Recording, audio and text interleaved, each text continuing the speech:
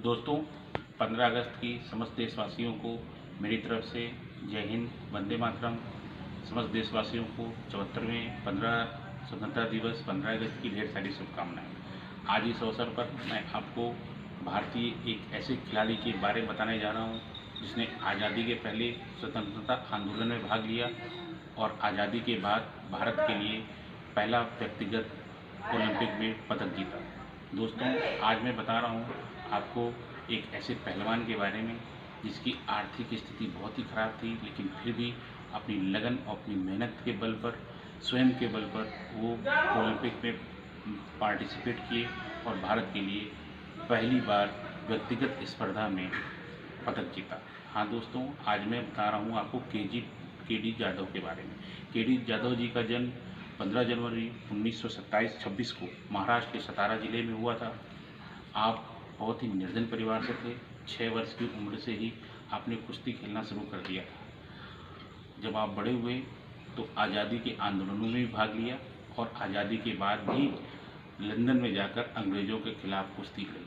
जब 1948 में जब आप लंदन ओलंपिक में पार्टिसिपेट करने के लिए गए 52 किलोग्राम की कुश्ती प्रतियोगिता में, तब आपके पास जाने के लिए पैसे तक नहीं थे।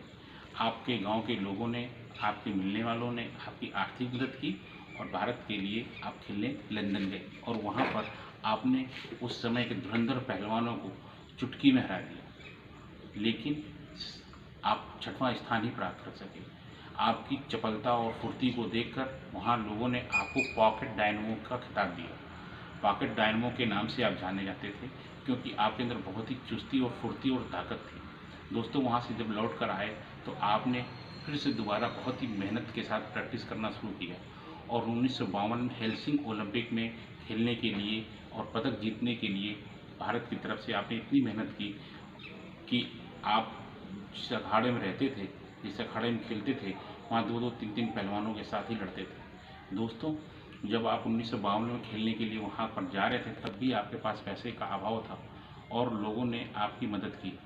मदद अपर्याप्त थी तो आपने अपने घर तक को गिरवी रख दिया। लेकिन जब आप वहाँ पहुँचे और वहाँ पर आपने ऑस्ट्रेलिया, अमेरिका, जापान जैसे के खिलाड़ियों को हराया और हराने के पश्चात आपने भारत के लिए पहली बार व्यक्तिगत स्पर्धा में कांस्य पदक जीता। इस बार आपने 57 किलोग्राम फ्री स्टाइल में ये पदक जीता। दोस्तों, आप हो सकता था कि आप फाइनल में पहुंच जाते अगर नियमों का हवाला दिया जाता, क्योंकि आपकी जो कुश्ती थी क्वार्टर फाइनल के बाद 15 मिनट से पहले ही वो कुश्ती हो गई, जबकि नियम था कि आधे घंटे के बाद हुई कुश्ती वो होगी। लेकिन किसी ने प्रोटेस्ट नहीं किया और आपको कांस्य पदक के साथ ही भारत वापस आना पड़ा। ये वह दौर था जब भारतीय हॉकी का सुनहरा दौर चल रहा था। भारत ने भी कुंवर दिग्विजय सिंह के नेतृत्व में वहाँ पर स्वर्ण पदक जीता और ये भारत का 5वां स्वर्ण पदक था हॉकी में। आज़ादी के पहले 3 और आज़ादी के बाद के 2। दोस्तों, आप जब वहाँ से लौटे तो आपकी स्थिति बहुत ही ख़राब थी। आपको महाराष्ट्र पुलिस में भर्ती हुए, लेकिन 14 अगस्त 1984 को एक सड़क दुर्घटना में आपकी मृत्यु हो गई। आपको मरणोपरांत अर्जुन अवार्ड दिया गया। आपकी आर्थिक स्थिति अंतिम समय में बहुत ही खराब थी। दोस्तों, मेरा यह वीडियो उन समस्त खिलाड़ियों के लिए समर्पित है जो अपनी मेहनत, अपनी लगन, अपना सब कुछ छोड़कर देश के लिए, अपने खेल के लिए जीते हैं। ऐसे खिलाड़ियों को इस स्वतंत्रता दिवस पर मैं विनम्र श्रद्धांजलि देता हूं और उन खिलाड़ियों को हौसला बढ़ाता हूं जो अपनी मेहनत करके भारत के लिए कुछ करना चाहते हैं।